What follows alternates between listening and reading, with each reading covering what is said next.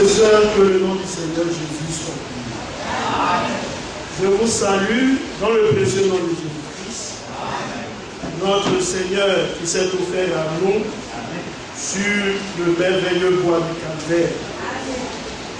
Nous disons que la croix est merveilleuse parce que au travers de la mort de Christ, nous recevons ces riches bénédictions. C'est au travers de la mort de Christ notre Seigneur que nous recevons la vie. Vous savez que dans le livre d'Ésaïe, la Bible nous dit le châtiment qui nous donne la paix est tombé sur lui. Il a fallu qu'il y ait châtiment pour que nous, en retour, nous recevons de Dieu sa paix à lui.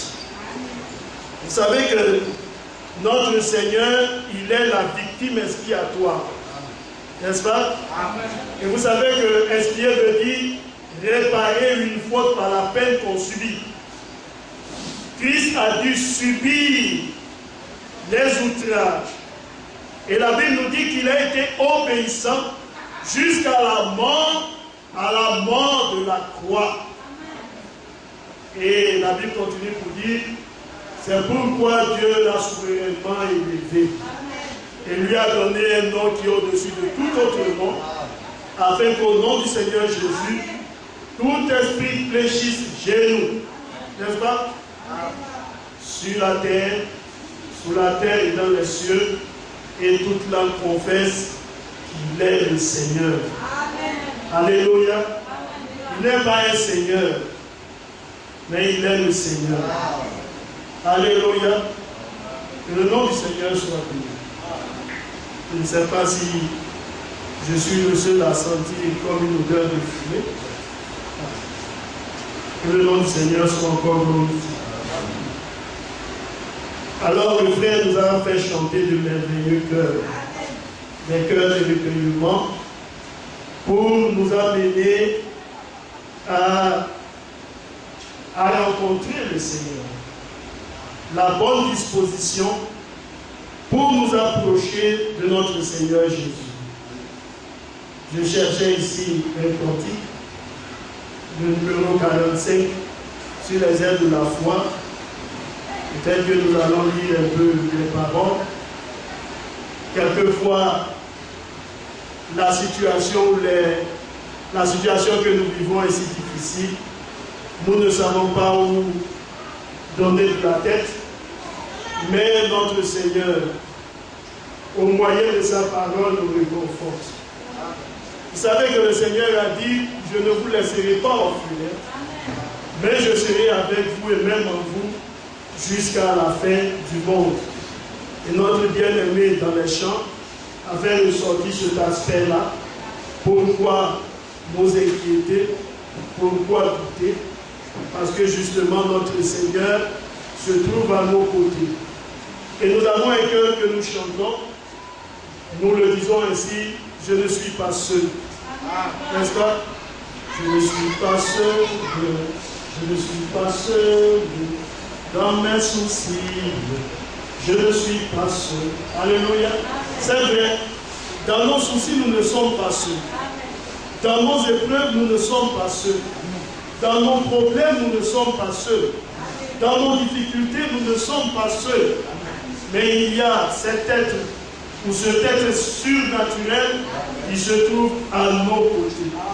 Et c'est lui qui nous amène à supporter les épreuves, à endurer, vous voyez, les outrages, parce qu'il se trouve justement à nos côtés.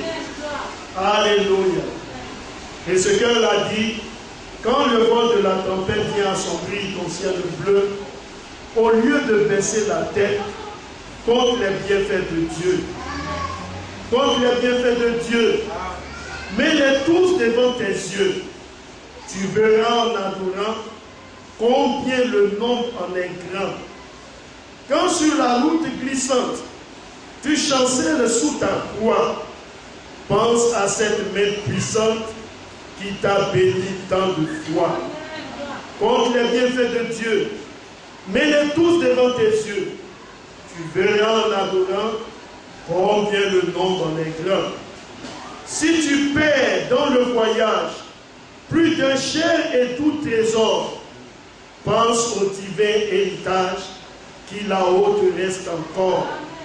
Compte les bienfaits de Dieu, mets-les tous devant tes yeux, tu verras en adorant combien le nombre en est grand.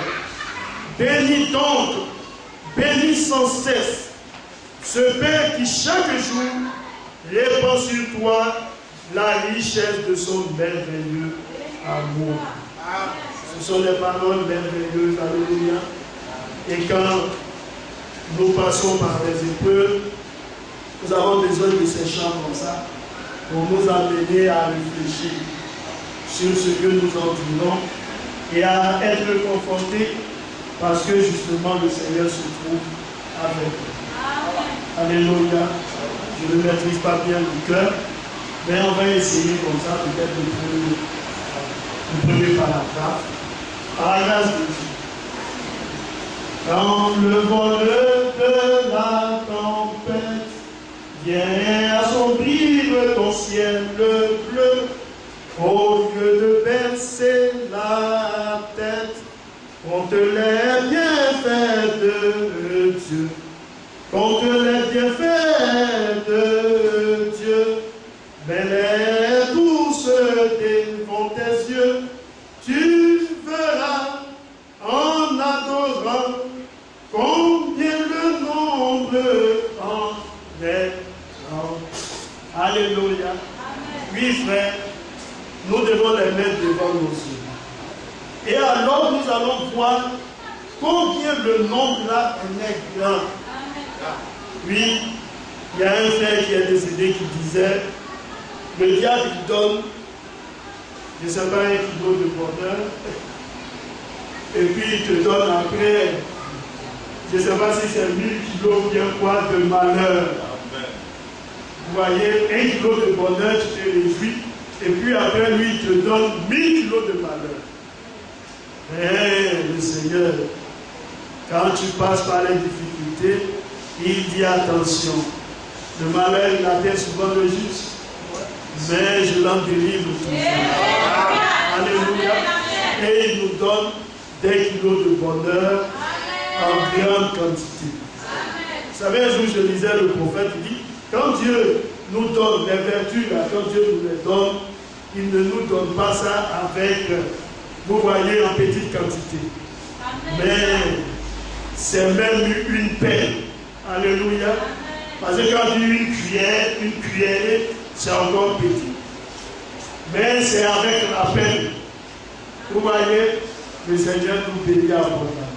C'est pourquoi en Jean, la Bible nous dit de sa plénitude, nous avons reçu grâce sur grâce. Alléluia. Pas une petite quantité, mais une grande quantité.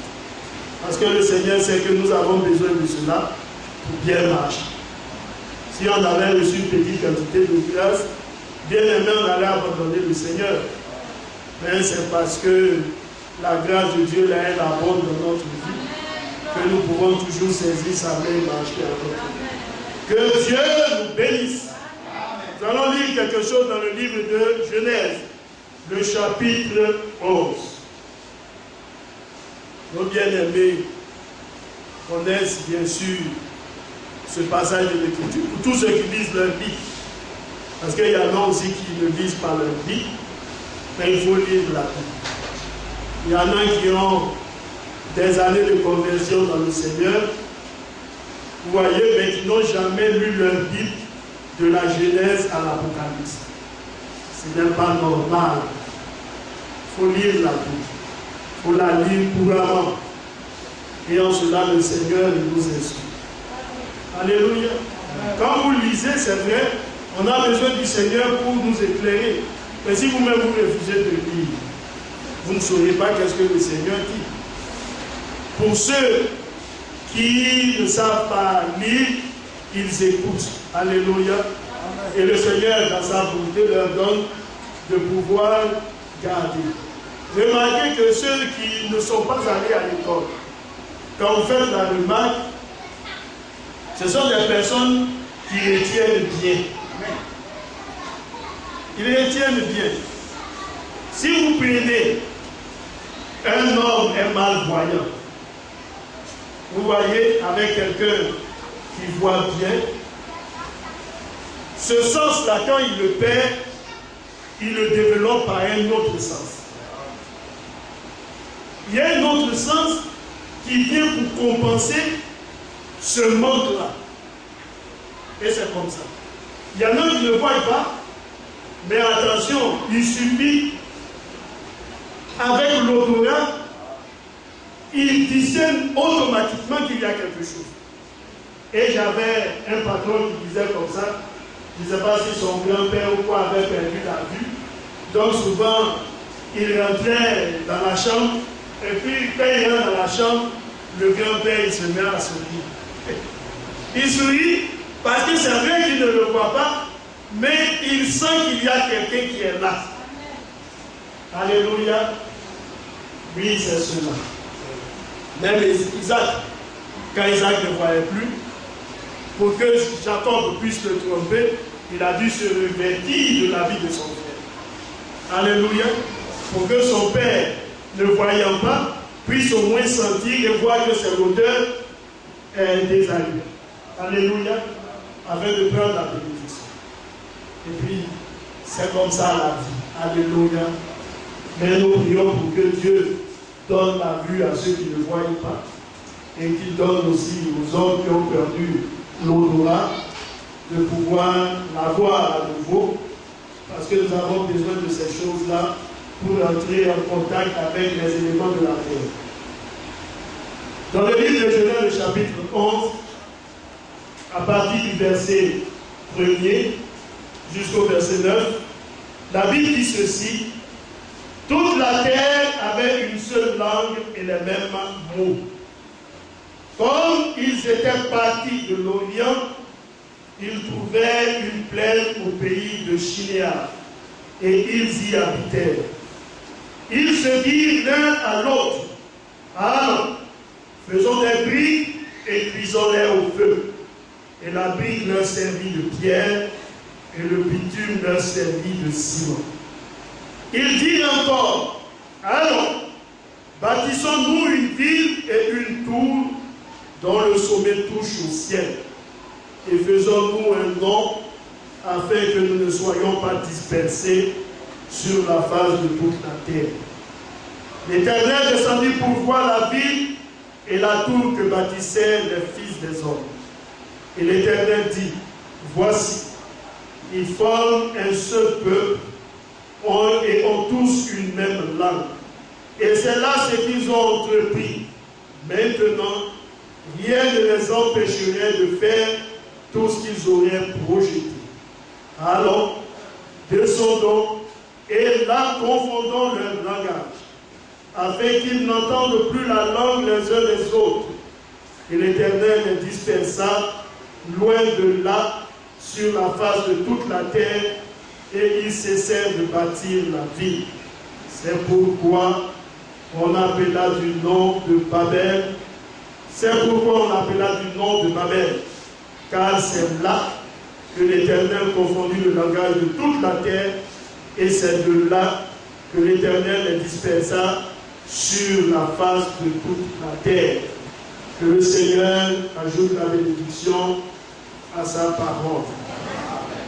Et nous voulons aujourd'hui, au travers de ce passage de l'Écriture, parler de la discipline. Alléluia, la discipline. Nous avons besoin de la discipline.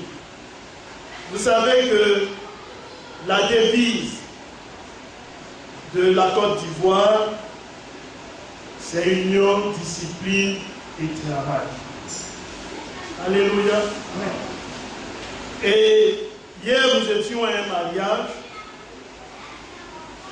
au niveau de l'école de la gendarmerie à Bukoti. Et là, sur le mur, les pensées étaient écrites et les gendarmes faisaient référence à la discipline. La discipline, elle est importante. Parce que lorsqu'il n'y a pas de discipline, alors tout le monde fait la même chose. Mais quand il y a une discipline, chacun sait qu'est-ce qu'il doit faire et où il doit s'arrêter. Quand il n'y a pas de discipline, un homme peut se lever. Regardez dans l'armée. Jamais le simple sergent ne peut se lever et jouer au général. Amen. Pourquoi? Parce qu'il sait qu'il n'en a pas le pouvoir. Il doit exécuter les ordres de son supérieur hiérarchique. C'est pourquoi il y a une hiérarchie. Il y a toujours un chef. Alléluia. Même au niveau des animaux, il y a la discipline. Hein? Le lion est là avec les femelles. Et puis vous le voyez là au milieu, il est couché. Il y a la discipline. Lorsqu'il y a une intrus qui vient, alors tout de suite, il se lève pour marquer son territoire. Parce que s'il ne le fait pas, c'est lui-même qui sera chassé. Et l'autre viendra pour prendre sa place. Il y a une discipline. Alléluia. Oui, bien aimé, la nature même nous indique qu'elle est elle-même disciplinée. Alléluia. Notre Seigneur, il ne nous met pas aussi en reste de cet état de fait. Et il a dit dans le dictionnaire que la discipline est tout simplement l'ensemble des règles à respecter pour permettre la vie en groupe. Voilà ce que c'est que la discipline. C'est un ensemble de règles à respecter. Quand on ne respecte rien, alors c'est l'indiscipline. Et quand il y a l'indiscipline, c'est le chaos. Dieu ne fonctionne jamais comme ça.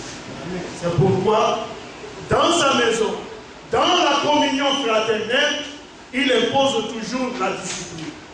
Il faut que l'homme sache où il doit se placer et faire ce qu'il doit faire. Alléluia. Et nous allons parler, frère. Ça a toujours été ainsi. Dans le livre de Genèse, le chapitre 11, nous avons ce récit. Vous savez que depuis le livre de Genèse, le chapitre 3, l'homme a péché et le Seigneur a chassé l'homme de sa présence. C'est ce que la Bible dit. Il l'a mis en dehors du jardin d'Éden. Oh, l'homme avait un si grand privilège. Alléluia. Et j'étais en train de lire le livre de la Genèse, vous voyez, au travers du livre de la Genèse, beaucoup d'enseignements nous sont donnés, même au niveau de la création. Les hommes disent que les animaux, vous voyez, ont été créés à partir de la même cellule, et puis l'homme est le fruit du développement. Vous voyez un processus où le chimpanzé est devenu je ne sais quoi. Ça, c'est ce qu'ils me disent. Mais ce n'est pas ce que la Bible dit. Dieu a fait les animaux, il a fait l'homme. Et il a dit que l'homme était seul et il a dit, je lui ferai une aide qui lui correspond. Mais il y avait les chimpanzés qui étaient là. Mais Dieu a dit, je vais lui faire une aide qui lui correspond. C'est-à-dire qu'il va avec lui. C'est pourquoi le Seigneur a fait tomber l'homme dans un profond sommeil et il a tiré de lui sa femme à partir de sa côte. Et au travers de cela, Paul nous dit, jamais personne n'a haï sa propre chair. Pourquoi? Parce que c'est une partie de lui. Quand c'est une partie de lui, ce qu'il fait, il doit bien le faire. Il doit bien en prendre soin. Ça nous sert beaucoup. N'est-ce pas? Oui. Et c'est la vérité aussi. Parce que c'est ce que la Bible dit. Alléluia. Oui, bien aimé. Un serviteur de Dieu rendait un témoignage d'une sœur hier au mariage, une bien-aimée sœur qui est venue, je ne sais si c'est pour servir son mari et ses collègues pasteurs à une table. Et lorsqu'elle est venue, son mari lui a fait des reproches parce que il y a quelque chose qui manquait, qu'il avait demandé qu'il soit sur la table. Et il lui a fait des reproches devant tous les autres. Et la sœur, elle est restée silencieuse. Elle n'a pas dit un seul mot. Jusqu'à ce que son mari fasse des reproches et elle est partie. Et le pasteur qui a rendu ce témoignage a dit que c'était une sœur qui était convertie. Une sœur qui était née de nouveau. Parce que si elle n'était pas née de nouveau, elle aurait répliqué à l'instant. Mais elle s'est tue et elle est partie. Mais pour autant, ce n'est pas une bonne attitude de la part du monsieur. Amen. Alléluia. Parce que aussi vrai que votre femme ou que la femme est une partie de nous, que nous la chérissons, jamais nous n'allons accepter d'être humiliés. Amen. Par conséquent, il y a toute une manière. Vous voyez, souvent je le dis, chacun a souvent son tempérament. Et le tempérament des uns et des autres font que souvent, bien fait que souvent, on réagit d'une certaine manière. Mais la bonne manière, on peut dire tout simplement, sachez, je t'ai dit d'apporter quelque chose. Tu as oublié d'apporter telle chose. Ou qu'elle aille tout simplement, puisque l'objectif, c'est de prendre pour amener. Une fois que c'est sur la table, c'est fini. Alléluia. Et après, on peut faire des reproches. Vous voyez à deux. Si vous voyez, on peut appuyer, on va appuyer. Parce qu'on est deux. Alléluia. Oui, bien aimé. Mais souvent, les hommes ont aussi leur manière de gérer leur foyer. Alléluia. Mais quand on vit à deux, on vit pour s'entendre. Et pour que les choses soient bien. Parce que quand on ne s'entend pas, c'est la guerre. Alors, dans le livre de Genèse, chapitre 3, nous voyons que le péché est entré, la confusion s'est installée, et tout simplement, l'homme a été chassé. Et quand on continue de lire, remarquez que les choses sont allées comme ça se dégradant. Genèse 3, le péché. Genèse 6, la corruption. Dieu dit que la terre était pervertie. Les filles de Dieu disent que les filles des hommes étaient belles, les empris pour femmes. Tout n'était que méchanceté. Le Seigneur, dans son front, a dit, je regrette d'avoir fait l'homme. Alléluia. Ces jours seront de 120 ans, voici je vais le détruire. Et alors l'eau est descendue et a détruit tous ceux qui étaient sur la terre. Et il y a eu 8 personnes.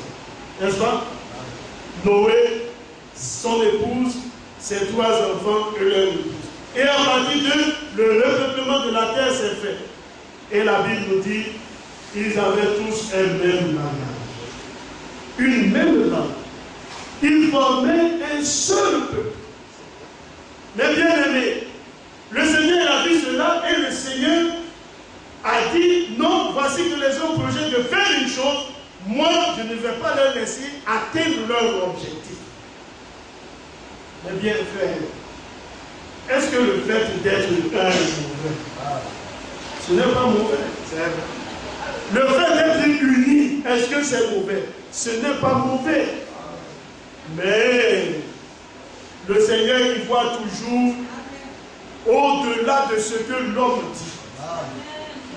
Parce que souvent l'homme dit une chose et le Seigneur voit derrière ce que l'homme dit.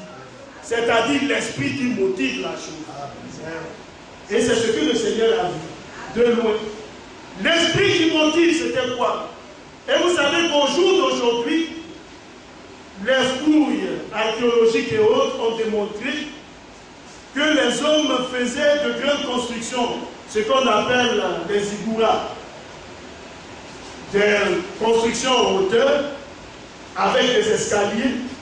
Et au sommet de ces zigouras-là, les hommes s'attendaient à quoi? À tout simplement l'idolâtrie. Alléluia.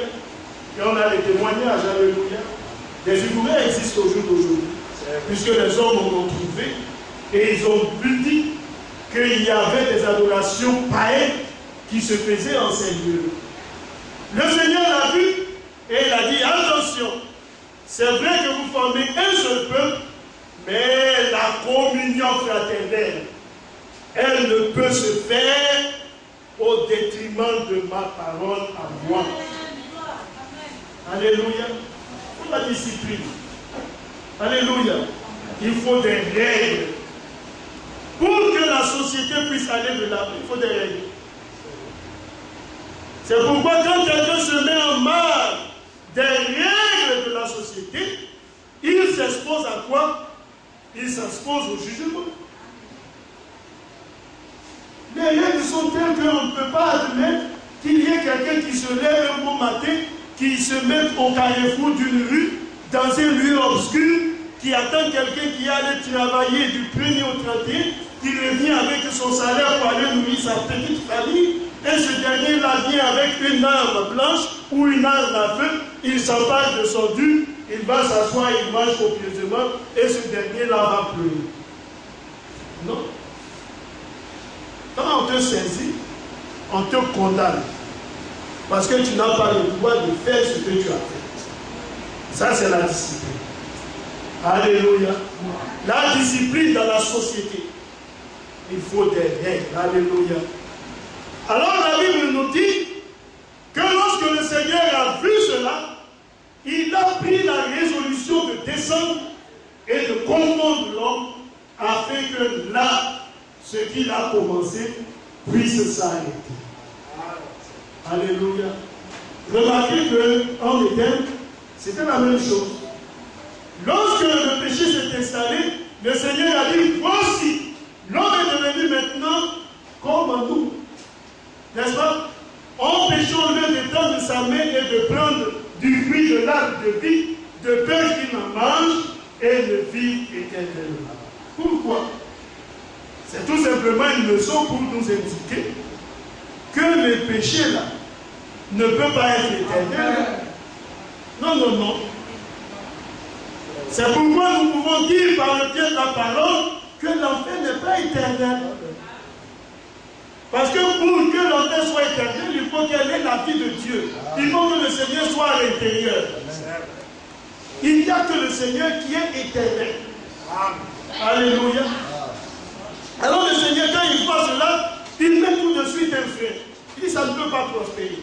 Il arrête, alléluia. Et c'est la même chose. Il a vu une communion qui se faisait, une communion sans lui. Des hommes qui avaient des objectifs sans lui, qui avaient des projets sans lui. Il dit, attention, ça ne peut pas prospérer. Je mets fin à cela. Et la Bible nous dit, les hommes ont regardé, et tout de suite, qu'est-ce qui s'est passé? Ils se sont séparés parce que ce que disait l'autre, l'autre ne l'entendait pas.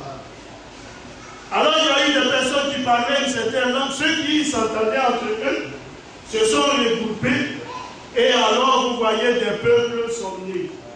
Alléluia. Oui, bien aimé. Des peuples sont nés ainsi. Et le Seigneur a vu que ça c'était bien. Vous voyez, face au péché, notre Seigneur a toujours des solutions. Alléluia. Il voit tout comme la Bible dit. Il sait tout comme la Bible dit. Et le livre d'Hébreux nous dit, rien n'est caché à ses yeux. N'est-ce pas? Hébreux le chapitre 4, je crois bien. La Bible nous dit, rien n'est caché aux yeux de celui-là à qui nous devons rendre compte. Et quand on sait cela, on fait beaucoup attention. Alléluia. Oui, bien mes frères, l'homme doit savoir et comprendre une chose, c'est que rien ne peut se faire sans la parole de Dieu. Elle constitue pour le croyant son fondement, sa base. Alléluia. Une maison sans fondement, elle s'écroule. Si vous commencez à construire une maison où il n'y a pas de fondation, Ne vous étonnez pas que la maison tombe demain. Pourquoi? Parce que la fondation est telle que la maison face à des fléaux tels que les intempéries, des pluies violentes, des vents violents. La fondation permet à la maison de résister, de tenir. Alléluia. Mais quand il n'y a pas de fondation, il est normal que la maison tombe. Jésus nous dit dans la parole, si un homme bâtit sur du sable, sa maison, sur du sable, sa maison tombera. Et le Seigneur qualifie ce dernier-là d'insensé. Parce qu'il ne prévoit pas, vous voyez, tous les à côté. Mais il doit aller même dans les détails. C'est-à-dire, en cas de pluie, est-ce que la maison va résister? Quand le vent va venir, est-ce que la maison va résister? Ainsi de suite. Et lorsqu'il prend en compte tous ces aspects-là, alors il a eu une maison qui est bâtie de la bonne manière, et cette maison-là, elle est solide. Il dit, l'homme prudent, lui au contraire, il bâtit sa maison sur le roc, et lorsque viennent les vents, sa maison résiste. Pourquoi? Parce qu'il l'a bâti sur du roc. Alléluia. Nous chantons ce cœur. Je suis sur le roc. N'est-ce pas? Je suis sur le roc en fait. Mais, messieurs, je ne sais pas, en trouver le frère. Alléluia. Nous sommes sur le roc. C'est vrai, frère. Nous sommes sur le roc. Nous avons bâti sur Christ, le rocher des âges. Et le rocher de notre salut. N'est-ce pas? La Bible nous dit que les enfants d'Israël ont pu à un rocher spirituel qui les suivait.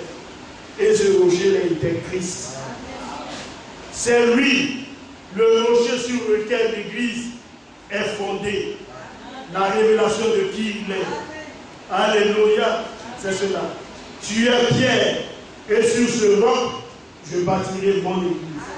Et les portes de la mort et du séjour des morts ne pourront pas prévaloir sur elle. Alléluia. Alors le livre de Jean, le chapitre 1 nous dit, au commencement était la parole était auprès de Dieu, et la parole était Dieu. Et rien de ce qui a été fait n'a été fait sans elle. Mais frère, comment pouvons-nous prospérer dans nos démarches, prospérer dans notre vie, tant sur le plan spirituel que sur le plan physique et financier, si la parole de Dieu ne constitue pas pour nous notre base? Ce n'est pas possible. Alléluia. Sans elle, rien de ce que nous voyons là n'a été fait.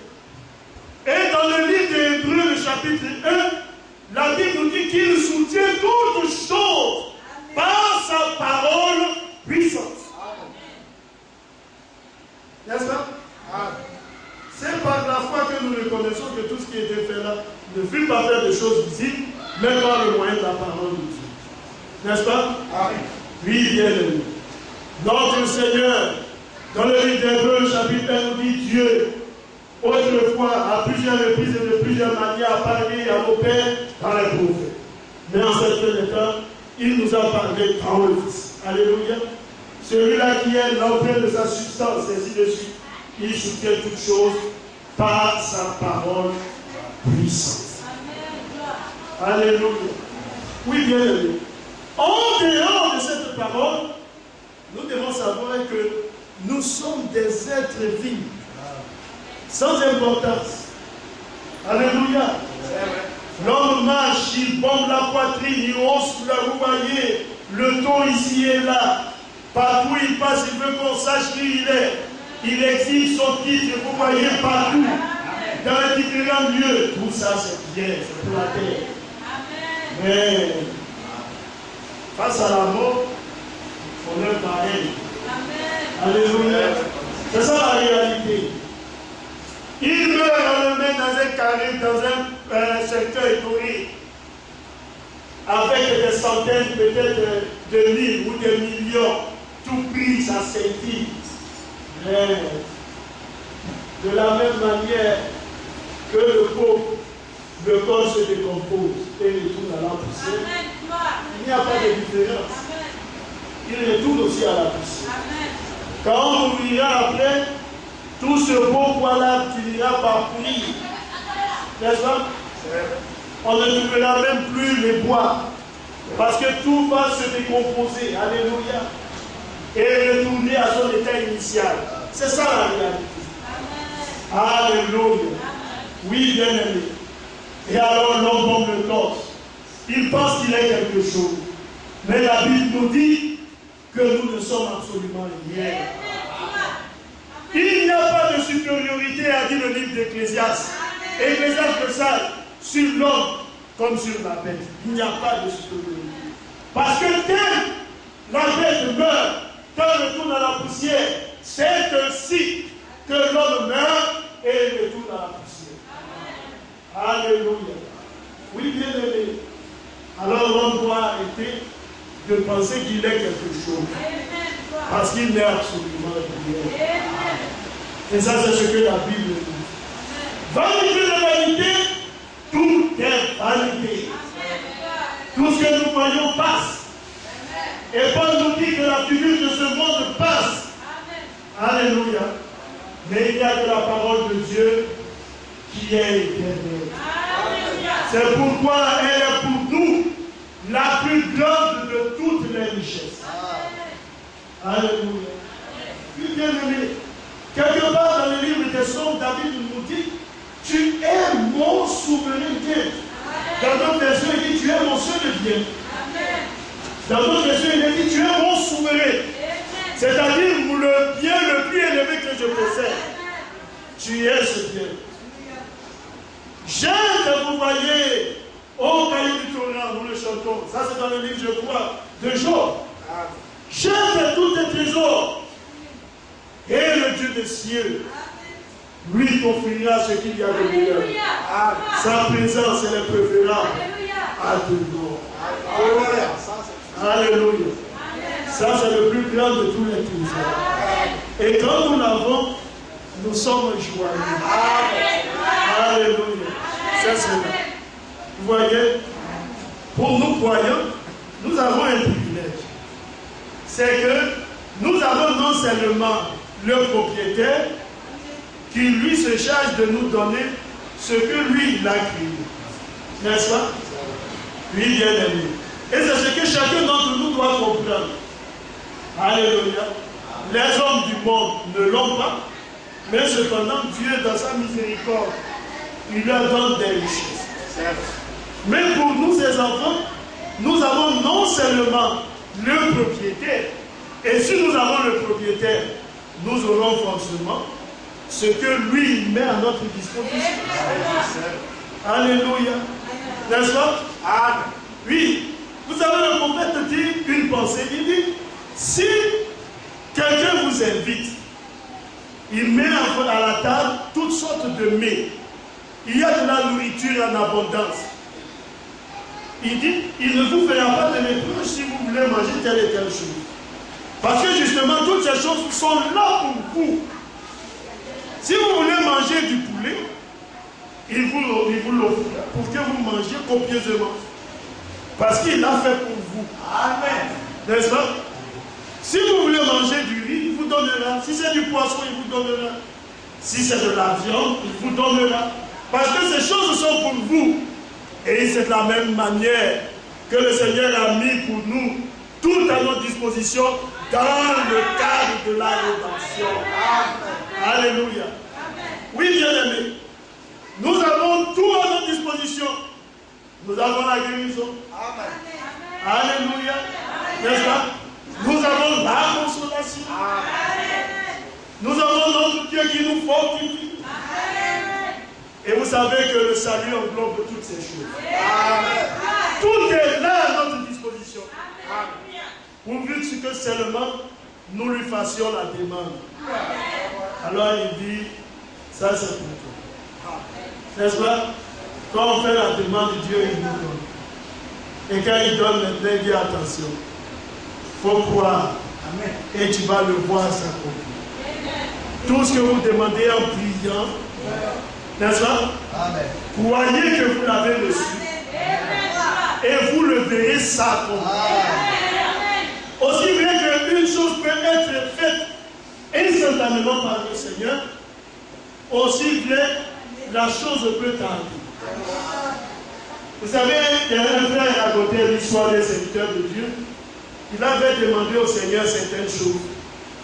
Et puis, je pense une table, quelque chose de ce genre. Et puis il disait, partout il confessait, Dieu me l'a donné. Gloire à Dieu, le Seigneur m'a donné. Alléluia. Mais la chose n'était pas visible. Hein? Et son enfant le regarde et lui dit, mais papa, toujours tu dis Dieu t'a donné, c'est où? Et ce dernier-là, vous savez, quelquefois vous dites les choses, et puis à un moment donné, on vous demande la preuve de ce que vous dites, et alors vous commencez à réfléchir. Qu'est-ce que je peux bien dire comme réponse? Et il était en train de réfléchir, le Seigneur lui dit, il faut lui dire, la chose là que tu as demandé là se trouve en toi. Comme quand la femme elle est enceinte, elle doit mettre au monde un enfant, elle porte en elle l'enfant. Mais au jour J, l'enfant vient au monde. C'est comme ça. La chose que tu as demandé là, ça t'est donné. Ça se trouve où? C'est en toi.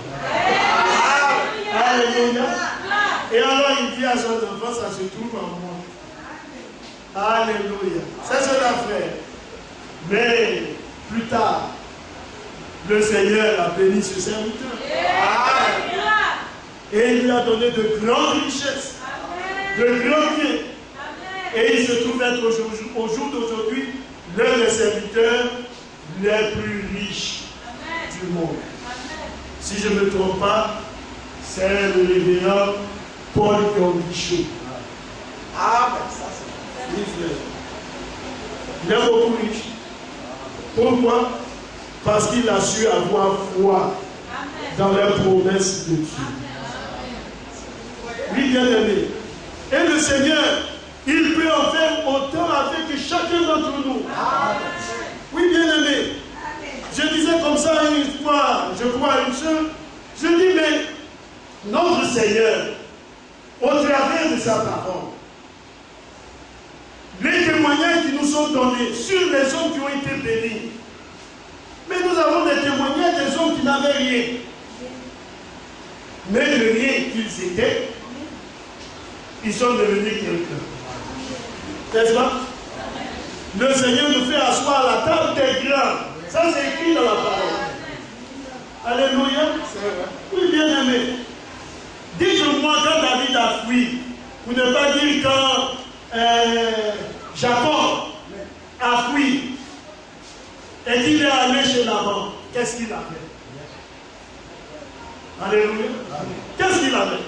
Il n'avait rien. Il n'avait seulement qu'une promesse. Et le vœu qu'il a fait au Seigneur, si tu me bénis, si tu me donnes ceci, moi je te donnerai la dîme. C'est comme ça qu'il a prié. Et il est parti. Oui, bien aimé. Mais quand il est revenu, la Bible nous dit qu'il est revenu avec des richesses. Parce que Dieu l'a béni. N'est-ce pas? L'un des passages de l'Écriture nous dit que même Dieu, il prend la richesse des méchants et il nous les donne. C'est écrit, je crois, dans le livre d'Ecclésiaste. Oui, frère. Mais que dit les Écritures? Jacob me dit à ses femmes, Rachel et Léa, il dit, votre père, il a eu des intentions malveillantes à mon égard. Dieu a pris ses richesses et il nous les a données. Alléluia. Oui, bien aimé. Et c'est avec les richesses de là-bas qu'il est retourné. Et il était riche. Oui, bien aimé. Alors, de 0, on peut arriver à 1. N'est-ce pas? Et puis de 1, on peut arriver à 100. Ça, c'est possible avec le Seigneur. Alléluia. Alors, notre Dieu ne change pas. Mais il faut que nous reconnaissions que le point de départ, c'est la parole. Si elle n'était pas, alors nous ne serons absolument rien. Mais parce que la parole existe, nous sommes aussi. Alléluia. Oui, c'est cela. Je suis parce que la parole est là. Si elle n'était pas là, alors je ne serais absolument rien. Mais attention, la parole de Dieu dans notre vie, la parole de Dieu à nos côtés, alors fait de nous quelqu'un d'important. Ça, c'est ce que la Bible nous enseigne. Alléluia. Alors l'église du Seigneur est une église où règne la discipline.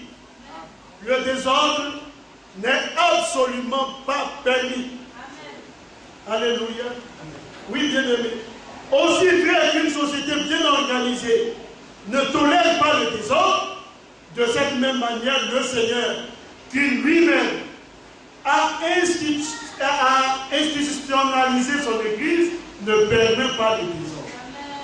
Tout est en ordre et tout est à sa place. Alléluia. Oui, bien aimé.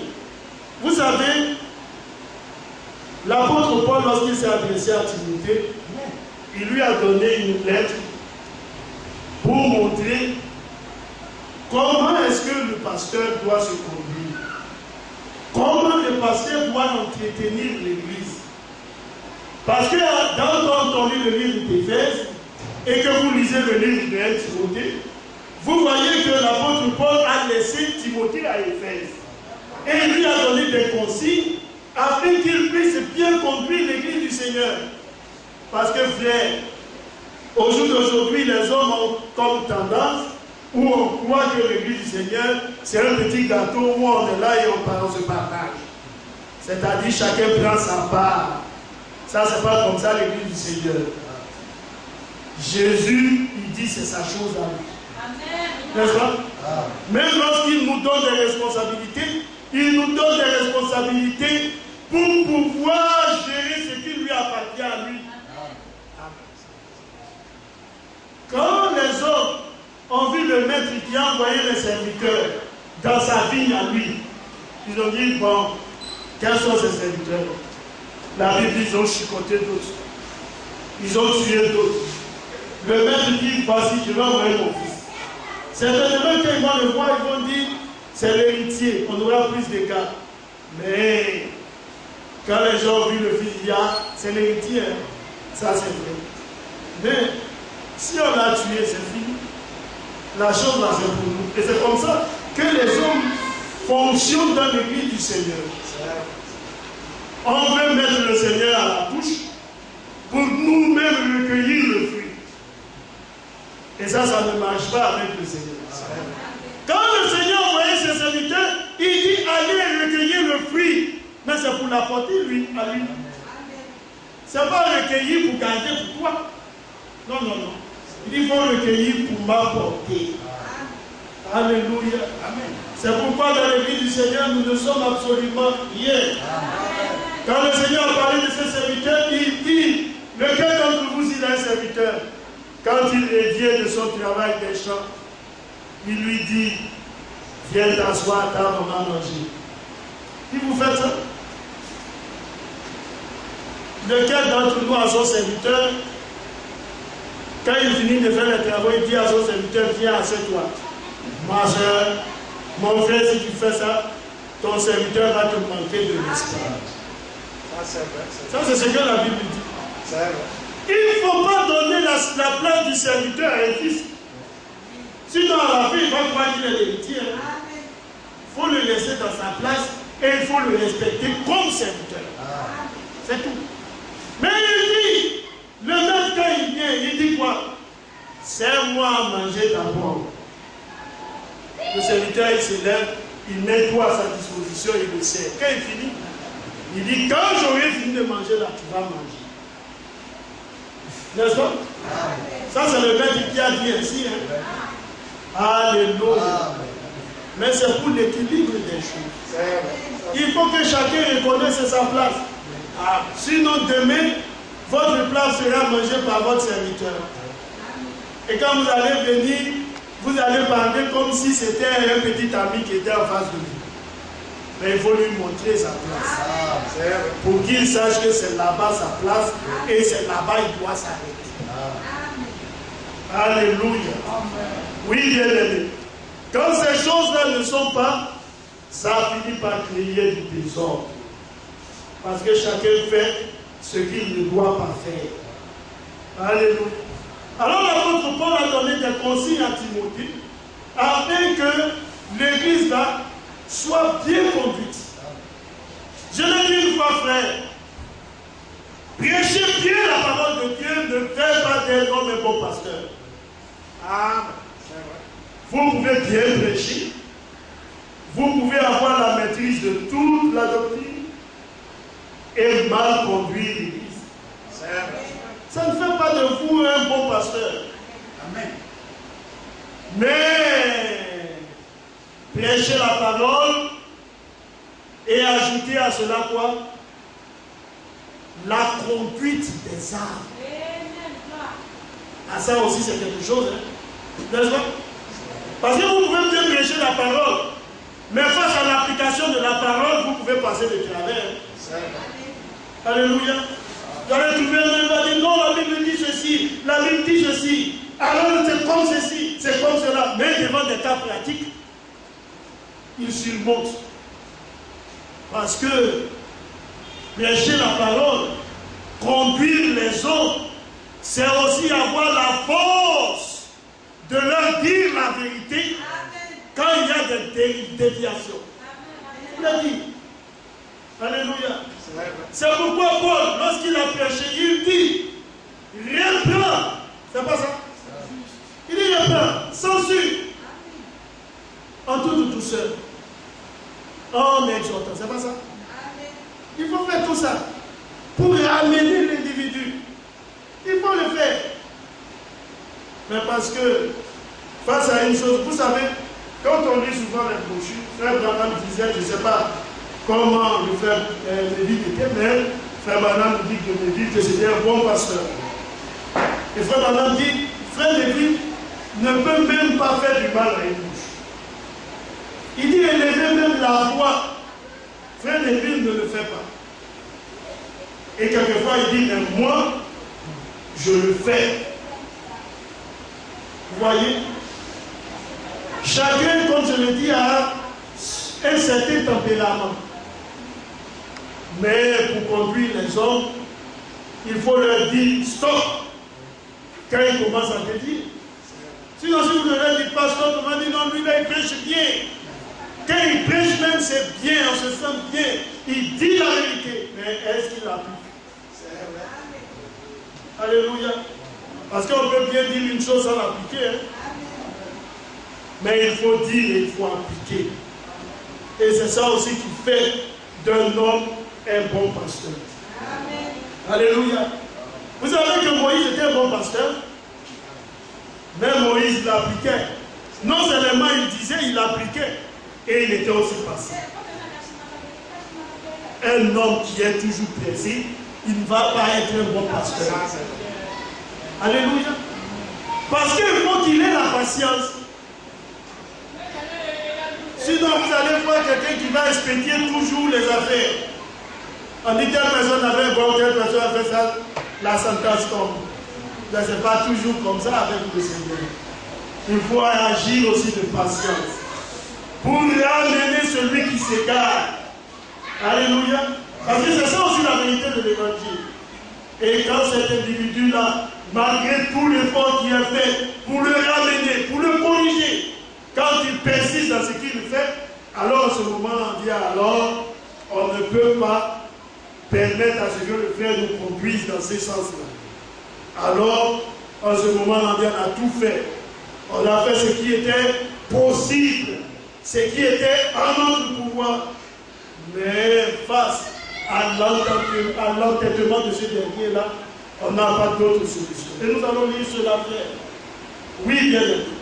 Il faut la discipline, frère. Et la parole de Dieu constitue pour le croyant la force. La force qui nous motive. La force qui nous propulse de l'avant.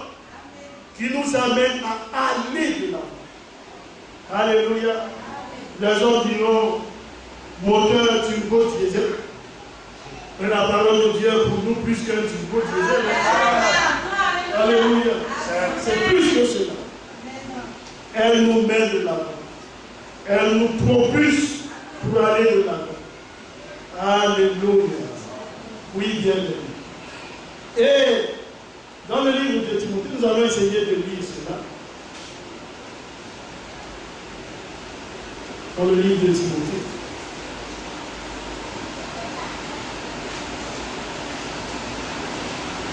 Je crois que c'est 1 Timothée ou 2 Timothée. Il a dit, je t'ai laissé de 1 Timothée le chapitre 13, le chapitre 3 plutôt,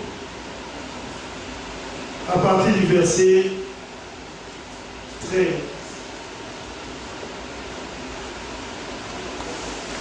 Car ceux qui remplissent convenablement leur ministère s'acquièrent un rang honorable et une grande assurance dans la foi en Jésus-Christ.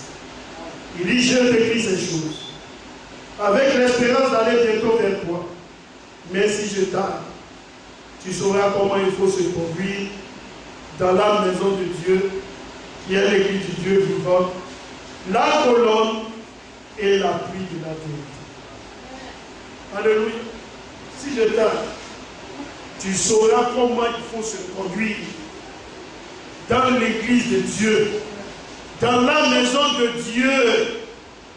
Alléluia. Ah oui, frère, c'est important. On ne fait pas ce qu'on veut et on ne pense pas comme on veut. Non. Il y a une certaine règle. Et ces règles-là, c'est le Seigneur lui-même qui nous les a données. Vous savez, lorsque le Seigneur a donné la loi à son peuple, à Israël, dans le livre de Deutéronome, je crois, le chapitre 4, il dit, je te donne ces lois-là, ces règles, pour que tu puisses les mettre en pratique. Il dit alors, cela fera ta sagesse aux yeux des peuples. Mais c'est la parole qui nous rend sages. C'est elle qui nous rend sages dans notre environnement. Partout où le croyant se trouve, alors les hommes savent qu'il y a quelque chose d'exceptionnel qui est là. Alléluia. Les hommes sont en train de discuter sur une chose. Ils parlent ici, ils parlent là. Et puis à la fin, on dit, mais on va lui demander son avis. Toi-même, tu penses quoi? Voilà. Parce qu'on sait que tu es quelqu'un qui raisonne bien. Quelqu'un qui pense bien. Qui parle bien. Mais c'est dû à quoi? À la parole de Dieu. C'est la parole de Dieu dans ton cœur qui t'amène face à une situation bien donnée de réfléchir, de garder ton calme et de répondre en donnant une réponse appropriée. Sinon, vous allez parler comme le païen parle. Alléluia. On vient dire à un païen, il y a vraiment...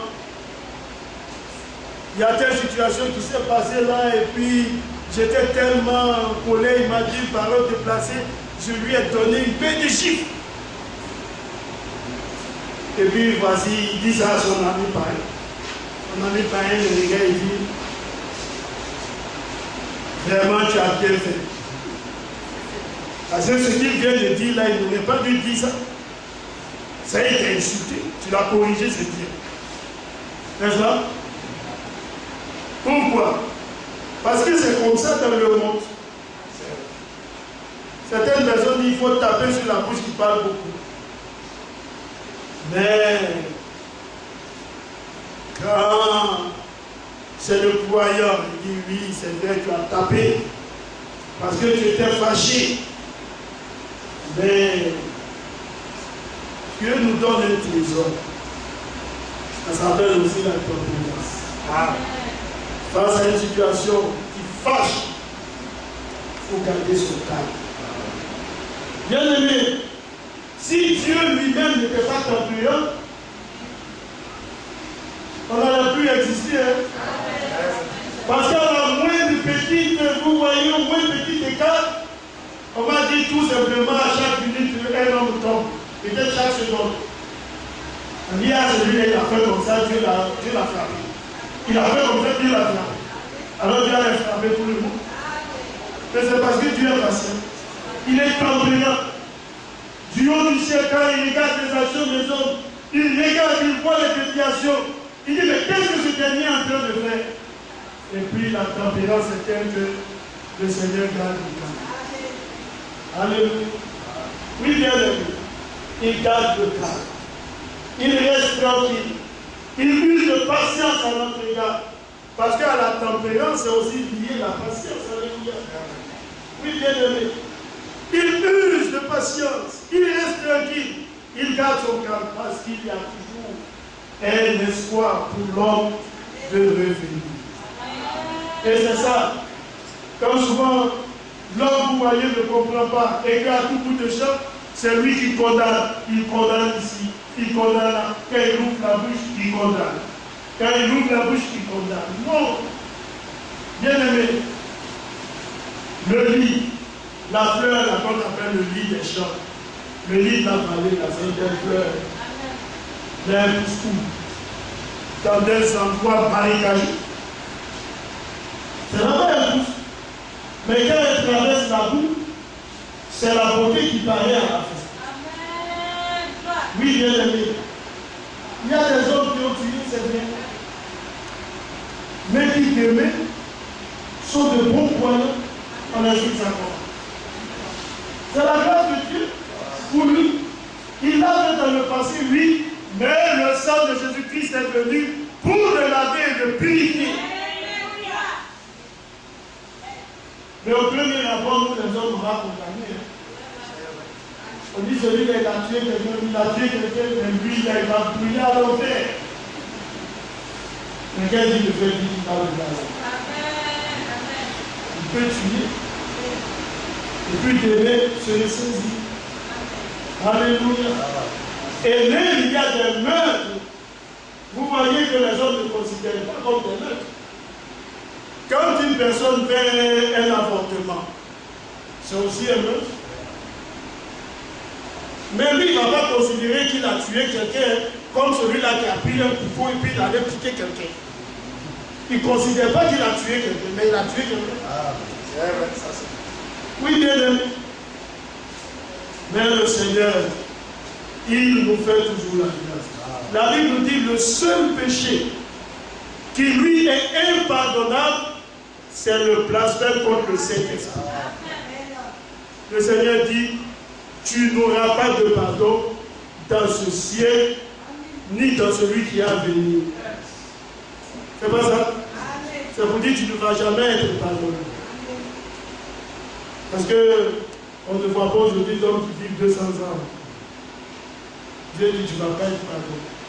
Tu vas bien chanter, mais à la fin, tu seras jeté, dehors, condamné, jugé et condamné. Alléluia. Oui, bien aimé. Alors nous avons la discipline. Nous sommes en communion, c'est pas ça? On pourrait lire encore d'autres passages de l'Écriture. La Bible nous dit que notre communion est avec le Seigneur.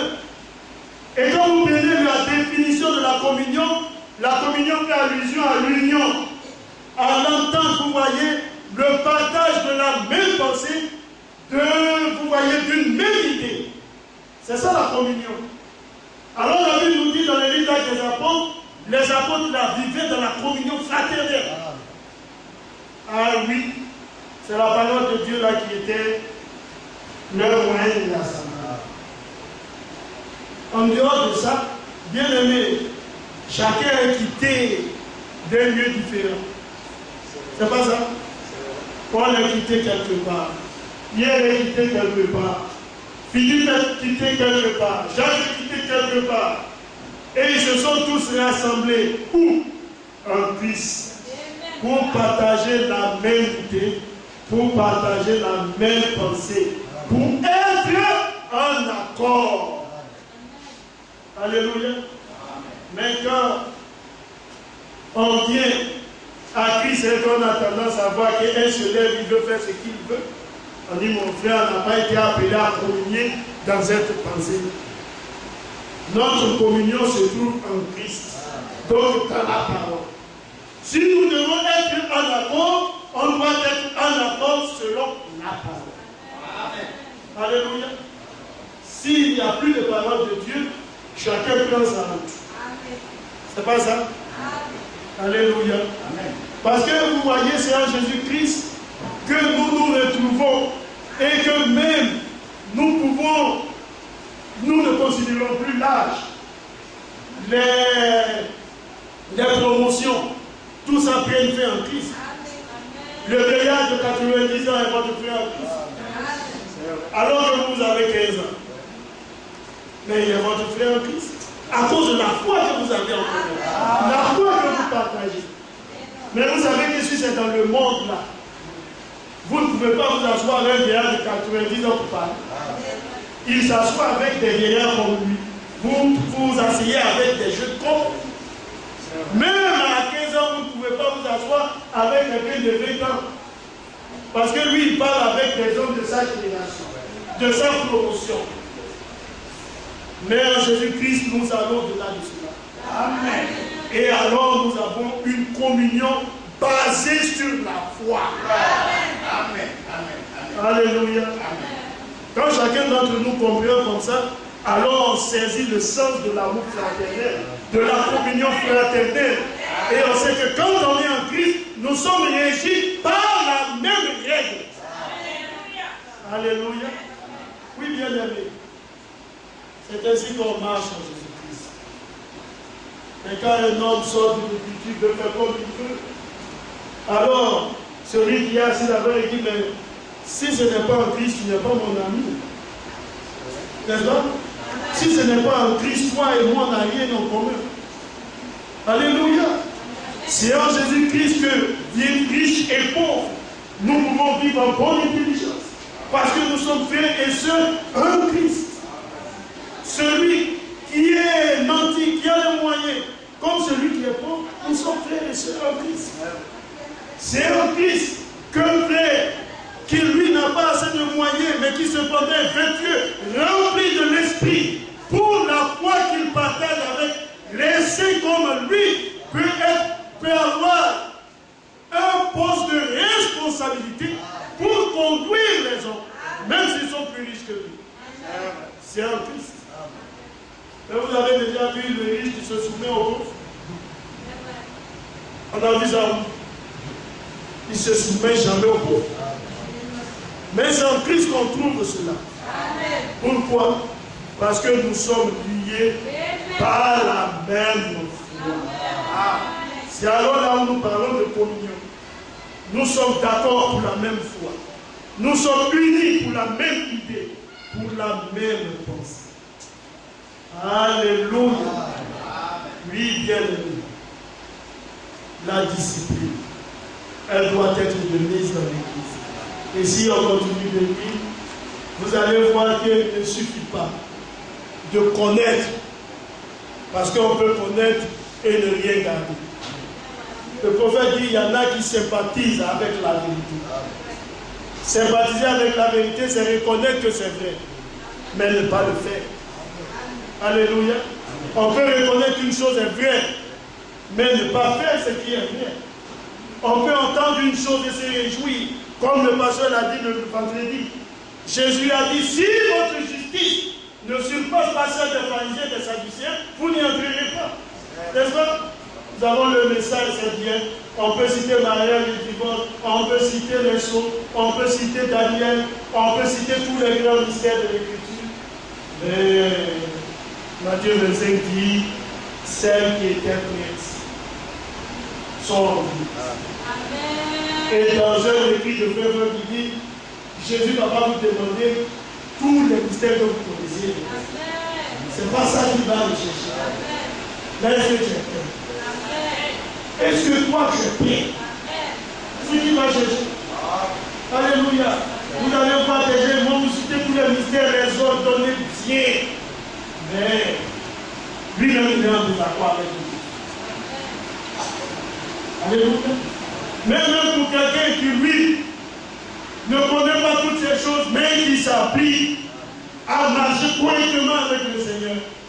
Mais Jésus va venir, va partir. L'homme et son grand savoir va rester. Parce que ce n'est pas ça qui va nous amener là-bas. Non, bien aimé. La Bible nous dit, celles qui avaient de l'huile à réserve ont pu partir. Que le nom de notre Seigneur soit béni.